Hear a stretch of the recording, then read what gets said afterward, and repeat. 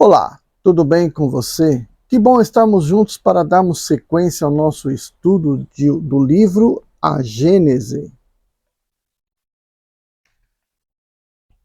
Eu sou o professor Wagner Klein, sou professor de Física, terapeuta holístico e você está no canal Sob Nova Visão.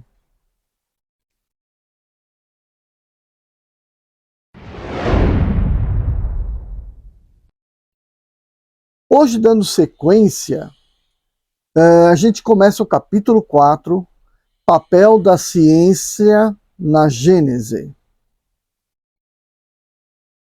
Primeiro, a história da origem de quase todos os povos antigos se confunde com a da sua religião.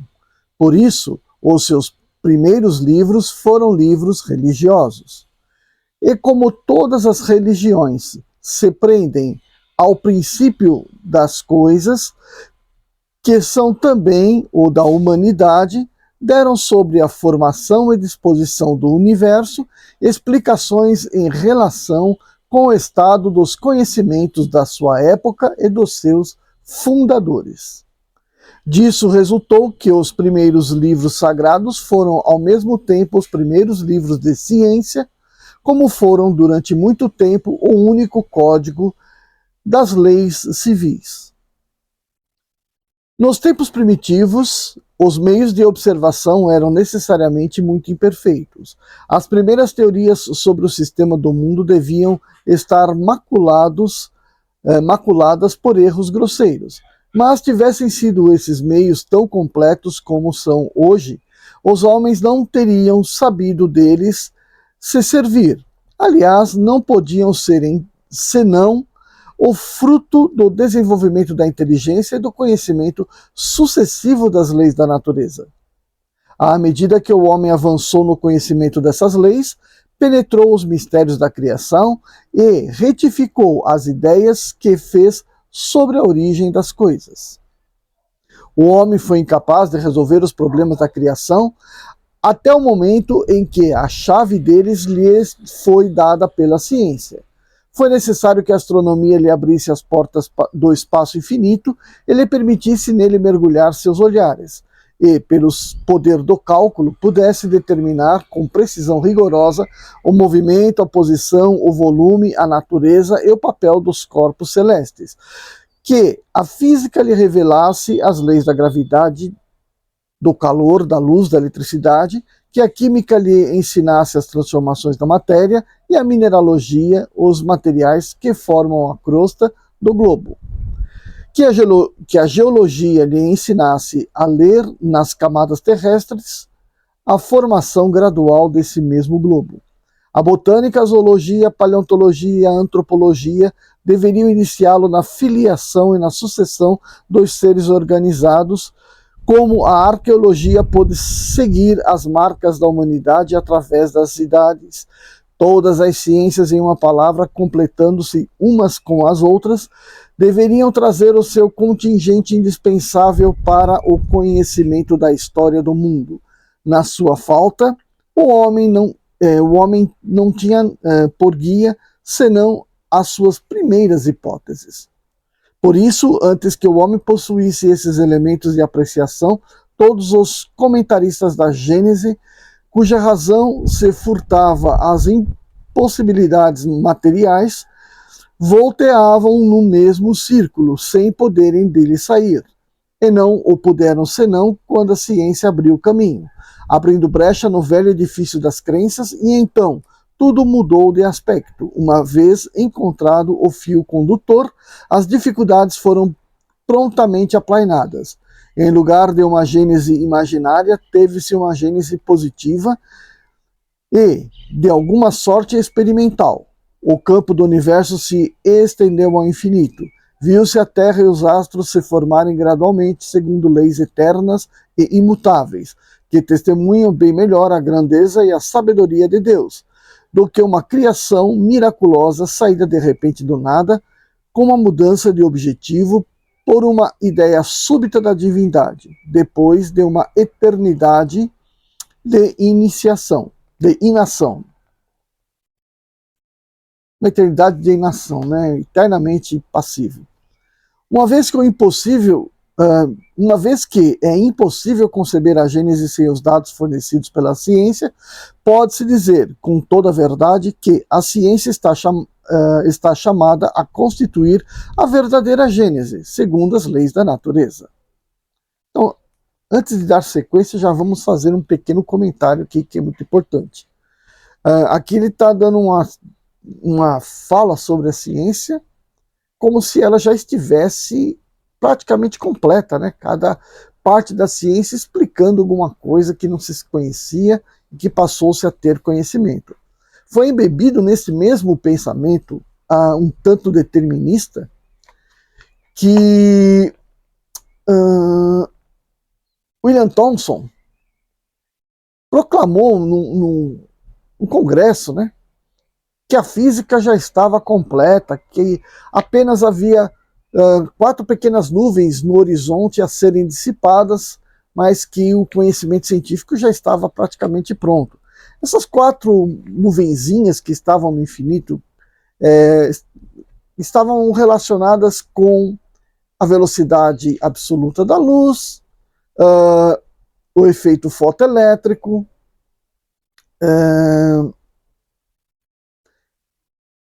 tinha outras 2 pequenas dúvidas que existiam na época, mas a natureza do elétron, né? Mas isso tudo veio logo em seguida com o nascimento da mecânica quântica e da mecânica relativística, né? Ou física quântica e física relativística. Ou seja, de uma física moderna, né, que começa com Einstein, né, Bohr, Rutherford, né? E aí, a ciência não tinha nada pronta. A ciência tinha um pedaço dela que explicava muito bem o mundo macroscópico. É a ciência que começa com Galileu, Newton, Kepler, né? Mas que no período do Renascimento, né, trazendo ideias gregas que ficaram adormecidas por muitos e muitos anos e que estava se explicando, mas não tinha esse positivismo todo que está dado aqui, né, exagerado. A física quântica, por exemplo, vai explicar o que a química não estava conseguindo explicar, o que a física não estava conseguindo explicar, física newtoniana, né? Bom, seguindo aqui então. 4. No ponto em que chegou do século XIX, a ciência resolveu todas as dificuldades do problema da Gênese. Resposta não, continua. Seguramente não, mas é incontestável que ele destruiu sem retorno todos os erros capitais e que ele colocou os mais essenciais fundamentos sobre dados irrecusáveis.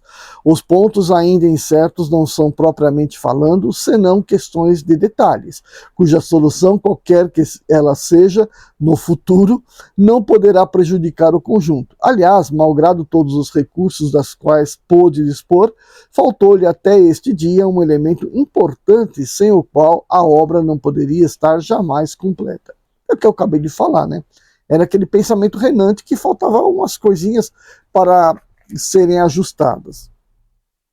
Essas coisinhas, né, ter origem a uma nova interpretação do universo.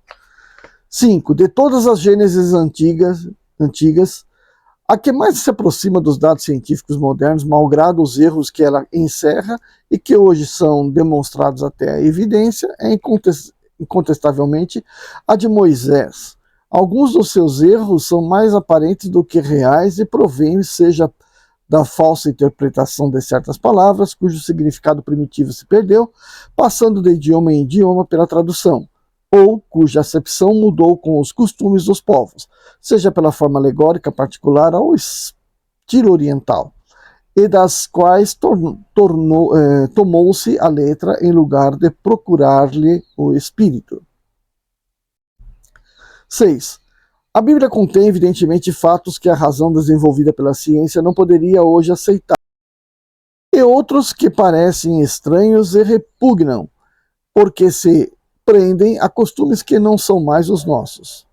Mas ao lado disso haveria parcialidade em se não reconhecer que ela encerra grandes e belas coisas. A alegoria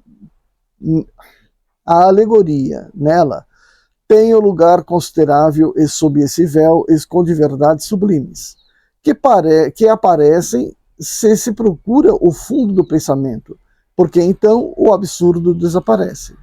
Por que não foi levantado esse véu mais cedo? De uma parte, foi a falta de luzes que apenas a ciência e a filosofia podiam dar. E, por outro lado, o princípio de imutabilidade absoluta da fé, resultado de um respeito muito cego pela letra, sob o qual a razão deveria se inclinar, e, por consequência, o medo de comprometer os fundamentos de crenças estabelecidas sob o sentido literal. Partindo essas crenças de um ponto primitivo, houve o receio de que, se o primeiro anel da cadeia viesse a se romper, todas as malhas da rede acabariam por se separar. Por isso, fecharam-se os olhos mesmo assim. Mas fechar os olhos sobre o perigo não é evitá-lo. Quando um edifício cede, não é mais prudente substituir imediatamente as pedras más por boas, antes de esperar, por respeito à antiguidade do edifício, que o mal se torne sem remédio e que seja preciso reconstruí-lo de alto a baixo? 7. A ciência, levando as suas investigações até as entranhas da terra e à profundeza dos céus, tem demonstrado, pois, de maneira irrecusável, os erros da gênese mosaica, presa à letra, e a impossibilidade material de que as coisas tenham se passado assim como estão textualmente reportadas. Ela tem, por si mesma, ferido profundamente as crenças populares. A fé ortodoxa, com isso, impressionou-se, porque pensou ver a sua pedra de toque retirada. Mas quem deveria ter razão? A ciência, caminhando prudente e progressivamente sobre o terreno sólido dos números e da observação, sem nada afirmar antes de ter a prova na mão, ou uma relação escrita numa época em que os meios de observação faltam absolutamente. Quem deve prevalecer, afinal das contas? Aquele que diz que 2 mais 2 são 5 e se recusa a verificar, ou aquele que diz que 2 mais 2 são 4 e aprova? 8. Mas então disse que a Bíblia é uma revelação divina. Deus está, pois, enganado? Se não é uma revelação divina, não tem mais autoridade e a religião desmorona por falta de base. De duas, uma coisa: ou a ciência está errada ou tem razão. Se tem razão, não pode resultar de uma opinião contrária, que uma opinião contrária seja verdadeira. Não há revelação que possa se impor sobre a autoridade dos fatos. Incontestavelmente, Deus, que tudo é verdade, não pode induzir os homens em erro, nem consciente nem inconscientemente, sem o que não seria Deus. Se, pois, os fatos contradizem as palavras que lhes são atribuídas, disso é preciso concluir logicamente que não as pronunciou ou que foram tomadas em sentido contrário. Se a religião sofre em algumas partes de suas contradições, o erro não se deve à ciência, que não pode fazer que aquilo que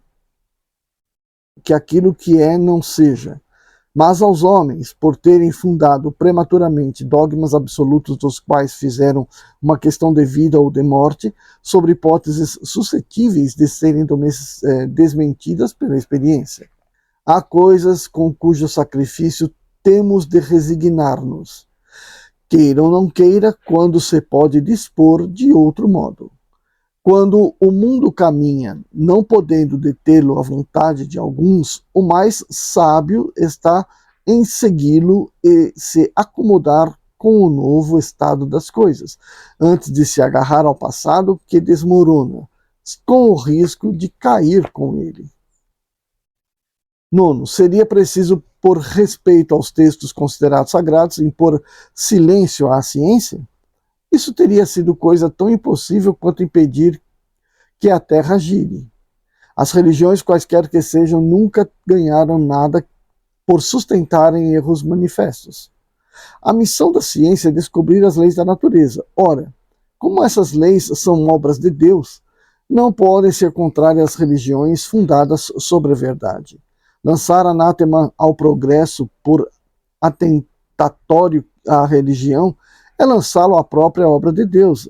Além disso, seria esforço inútil, porque todos os anátemas do mundo não impedirão que a ciência caminhe e que a verdade faça luz. Se a religião recusa caminhar com a ciência avança sozinha. 10.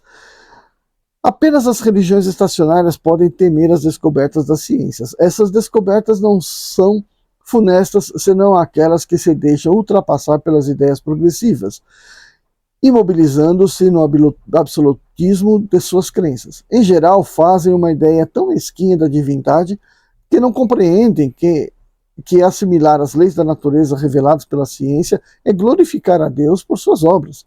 Mas, em sua cegueira, nisso preferem fazer homenagem ao espírito do mal.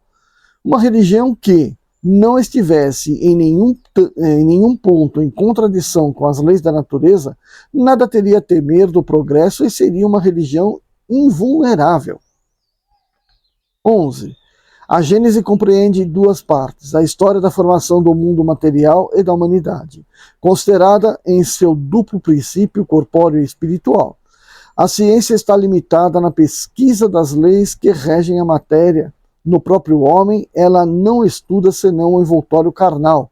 Sob esse aspecto, chegou a constatar com uma precisão incontestável as partes principais do mecanismo do universo e do organismo humano. Sobre esse ponto capital, pôde, portanto, completar a Gênese de Moisés e retificar-lhe as partes defeituosas. Mas a história do homem considerado como ser espiritual liga-se a uma ordem especial de ideias que não é o do domínio da ciência propriamente dita, e da qual esta, por este motivo, não fez objeto de suas investigações. A filosofia, que tem mais particularmente esse gênero de estudo em suas atribuições, não formulou sobre esse ponto senão sistemas contraditórios, desde a espiritualidade para até a negação do princípio espiritual e mesmo de Deus, sem outras bases do que as ideias pessoais dos seus autores, deixou, pois, a questão indecisa por falta de um controle suficiente. 12. Essa questão, todavia, é para o homem a mais importante, por dizer respeito ao problema do seu passado e do seu futuro. A do mundo material não o toca senão indiretamente. O que lhe importa, antes de tudo, é saber de onde vem, para onde vais. Se já viveu, se viverá ainda e qual sorte lhe está reservada. Sobre todas essas questões, a ciência está muda. A filosofia não dá senão opiniões que concluem em sentido diametralmente oposto, mas ao mesmo permite discutir, o que faz com que muita gente se anime de seu lado, de preferência ao da religião, que não discute. 13.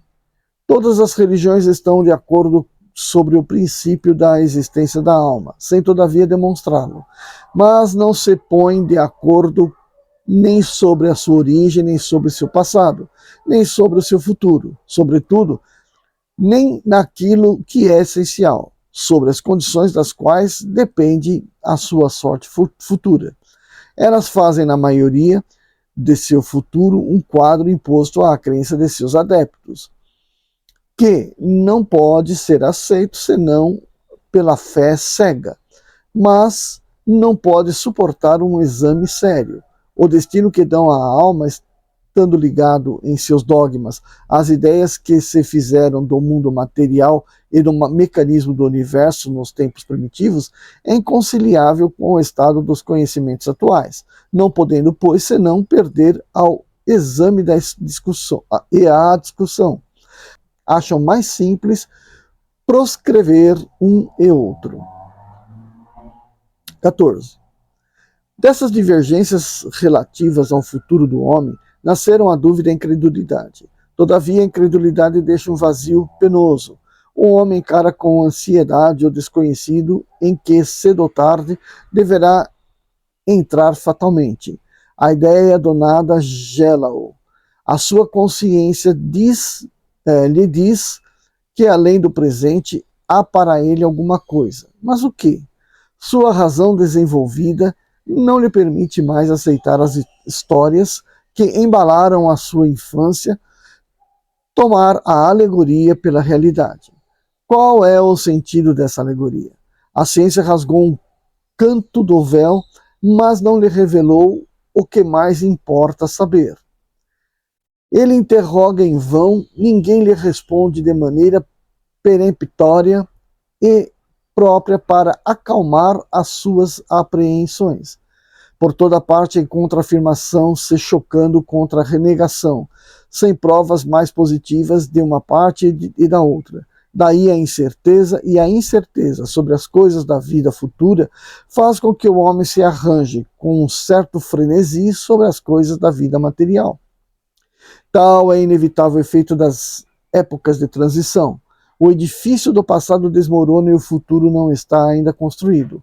O homem está como o adolescente, que não tem mais a crença ingênua dos seus primeiros anos e não tem ainda os conhecimentos da idade madura, não tem senão vagas aspirações que não sabe definir.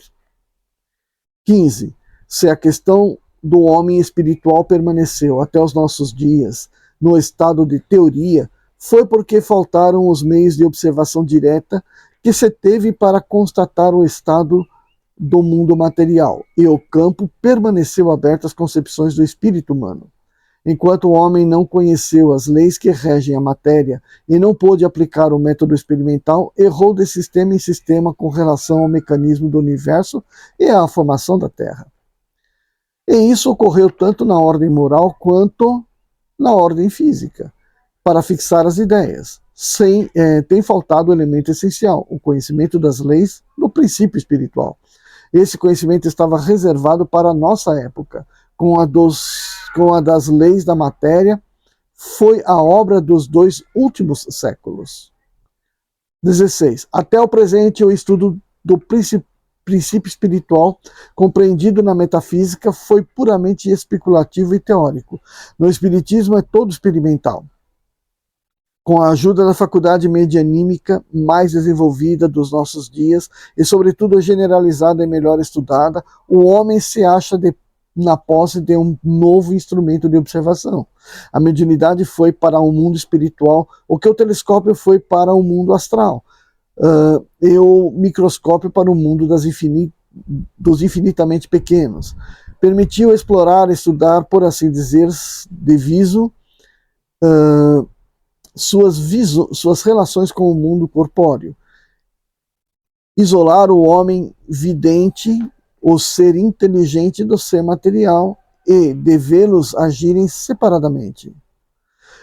Uma vez em relação com os habitantes desse mundo, pôde-se seguir a alma em sua caminhada ascendente, em suas migrações e suas transformações, pôde-se, enfim, estudar o elemento espiritual. Eis o que faltava aos precedentes comentaristas da Gênese, para compreendê-la e retificar-lhe os erros.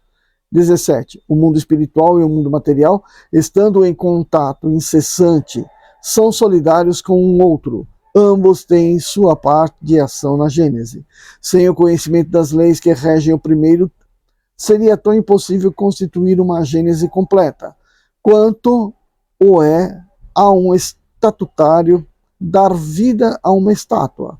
Somente hoje, se bem que nem a ciência material nem a ciência espiritual tenham dito a sua última palavra, o homem possui os 2 elementos próprios para lançar luz sobre esse imenso problema. Eram indispensáveis necessariamente essas 2 chaves para se chegar a uma solução, mesmo que aproximada. Bom, então, esse aí foi o capítulo 4, né? Papel da ciência na Gênese. Então, como eu falei rapidamente, né, fiz uma intervenção ali, falando da ciência que ainda não estava por descobrir, né? A gente vê também que ele fala firmemente, né? Descobrimos a formação da Terra, tal, mas ainda naquela época ainda havia resquícios, né? Assim, não era exatamente o pensamento daquela época que os planetas teriam surgido, né? De uma formação, parte do Sol que tivesse colidido com outra estrela, uma estrela tinha feito arrancado uma camada do Sol e daí foi feito todos os planetas. E essa teoria, né, foi posta, veio à Terra, mas embora ainda seja até comentado, ensinado em alguns lugares, né, eu lembro na minha formação, na década de 70, que o professor falava dessa teoria, né? Mas não faz sentido para explicar, por exemplo, por que nós temos elementos pesados no planeta, né? Ouro, prata, urânio, chumbo, sendo que uma estrela, como o nosso Sol, produz quanto muito no estado dela carbono, né? Mas o carbono ainda é muito pouco produzido. Porque quando vai produzir carbono? Quando puder fundir o hélio. Aí apareceu carbono. Então, quando o Sol se tornar uma estrela gigante e engolir Mercúrio, Vênus, provavelmente a Terra, ele então, nesse momento, começará a fundir o hélio, né? E do hélio produzir o carbono. Vai se tornar uma estrela vermelha e tal. Essas teorias só puderam acontecer com o surgimento, né, da mecânica quântica, do entendimento melhor da formação dos elementos. Ou seja, pós-Rutherford. Tá? Pós-Rutherford que explicou, né, identificou o que acontecia dentro do átomo. Então, veja, aqui ainda não tinha essas noções. E ainda assim, né, tá bem formulado, explicando que é assim, que a gente tem que seguir o que a ciência vem nos mostrando. Hoje, né, o conhecimento que se tem, tanto de comunicação com o mundo espiritual, quanto de observações em vários e vários centros espíritas espalhados pelo mundo todo, se tem um conhecimento melhor sobre o que é o perispírito. Que aqui à época ele ainda falava desse perispírito com plasticidade, que pode fazer isso, pode fazer aquilo, pode plasmar formatos e tal, certo? Mas hoje já se tem conhecimento mais aprofundado sobre a natureza do perispírito, né? Então, ou seja, não estou dizendo que aqui, né, o que vai se falar aqui é uma coisa que está obsoletada, não é isso, né? Longe de mim, senão eu não estaria nem fazendo esse trabalho aqui, né? Mas aqui é a origem do pensamento, o entendimento do mundo espiritual, né, que faz-se necessário ter para que se desenvolva. Agora, imagine uma pessoa no nosso século aqui, vivendo conosco, convivendo conosco, que ainda não acredita nas verdades que o Espiritismo traz. Enquanto o Espiritismo está lá na frente, explicando a natureza não só do perispírito, né, mas dos diversos corpos que um homem tem. Aqui ainda não ouvi falar, mas a gente já vê, por exemplo, nas literaturas orientais, né, dos diversos corpos que nós temos. A gente fala, tem o corpo material, tem o espírito e o corpo intermediário, que é o perispírito. Só que o corpo material tem o duplo etéreo. O duplo etéreo, por sua vez, cheio de maritaca aqui. O duplo etérico, né, por sua vez, ele também tem outras camadas. E o duplo etérico faz parte da parte material, não do perispírito. Como é que é o perispírito? Será que ele também não tem as várias camadas? Então é isso que já está se discutindo. Imagina uma pessoa totalmente aleatória a esse assunto, que fala, não, imagina isso é tudo bobagem. Morreu, acabou. Então, uma pessoa que tiver nesse pensamento, o que acontece? Ela vai mudar? Tem que mudar, né? Se ela for jovem, né, se ela for, sei lá, aberta, né, para aprendizado, sim, mas se ela for uma pessoa presa na religião, né, já uma pessoa já de certa idade, vai ser difícil convencê-la disso, né? Infelizmente, ainda existem escolas que falam que o mundo tem aí 6.000 anos, que está escrito nos testamentos lá, a idade do mundo, 6.000 anos. Quer dizer, poxa, não acredita nos seres, no animal pré-histórico, não acredita nas transformações. Tá bom? Há muito para a gente discutir, espero que venham mais oportunidades para a gente ir desenvolvendo esse assunto. Se você gostou ou se você não gostou, faça a sua parte comigo, né? Seja bacana, dá o seu like. Se inscreve no canal se você não for inscrito. E eu vejo você no nosso próximo vídeo. Tchau, tchau. Comece bem o seu dia, deve a tristeza tirar, e por somente alegria